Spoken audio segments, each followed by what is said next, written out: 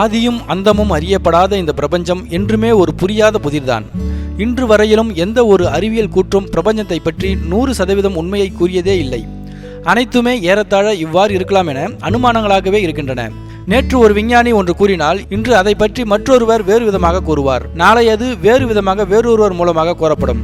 இதுதான் இன்று வரை நமது விண்வெளி அறிவியல் விஞ்ஞானிகள் நமக்கு புகட்டி வரும் பாடம். இதையெல்லாம் தாண்டி நாம் இன்று வரை அறியாத பல நிகழ்வுகள் விண்வெளியில் நடந்து வருகிறது.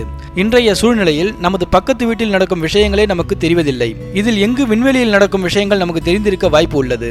ஆனால் நீங்கள் வியப்படையும் வகையில் பல நிகழ்வுகள் விண்வெளியில் நடந்திருக்கிறது. அந்த அரிய நிகழ்வுகளை பற்றி இப்போது நாம் தெரிந்து கொள்வோம். இதுவரை விண்வெளி ஆராய்ச்சிக்காக கட்டமைக்கப்பட்டதிலேயே மிகப்பெரிய பொருட்செலவிலும் மற்றும் பண செலவிலும் உருவாக்கப்பட்டது சர்வதேச விண்வெளி நிலையம்தான். இதன் கட்டுமான செலவு 150 பில்லியன் அமெரிக்க டாலர்கள் ஆகும்.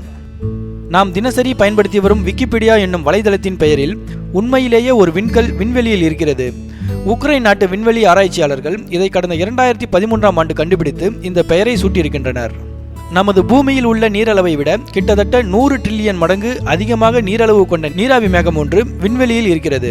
இதன் நீரளவை கொண்டு நமது பூமியில் உள்ள சமுத்திரங்களைப் போல 140 சமுத்திரங்களில் நீரை நிறைக்க முடியும் என கண்டறிந்துள்ளனர். தற்போதைய கணக்கின்படி அமெரிக்கா விண்வெளிக்காக தான் செலவிடும் $1 மூலம் $8 அளவு பொருளாதார பயனடைகிறது. கடந்த 1962ஆம் ஆண்டு அமெரிக்கா விண்வெளியில் ஹைட்ரஜன் வெடிகுண்டு ஒன்றை பரிசோதனை முறையில் வெடிக்க வைத்துள்ளது. இதன் சக்தி ஹிரோஷிமாவில் வெடிக்க வைத்த அணுகுண்டை போல 100 மடங்கு அதிகம். கிட்டத்தட்ட 250 மைல் சுற்றளவிற்கு பாதிப்பை ஏற்படுத்தும் அளவு சக்தி வாய்ந்தது அந்த வெடிகுண்டு. விண்வெளியில் நீங்கள் அழ முடியாது. ஏனெனில் கண்ணீர் உங்கள் முகத்தோடு தான் ஒட்டியிருக்கும். நீங்களாகத்தான் அதை துடைத்தெடுக்க வேண்டும். கண்ணீர் துளி கீழே சிந்தாது. கடந்த 1977ஆம் ஆண்டு விண்வெளியில் இருந்து ஒரு வானொலி அலைவரிசை பெறப்பட்டுள்ளது. இது தொடர்ந்து 72 வினாடிகள் நிலைத்திருந்துள்ளது.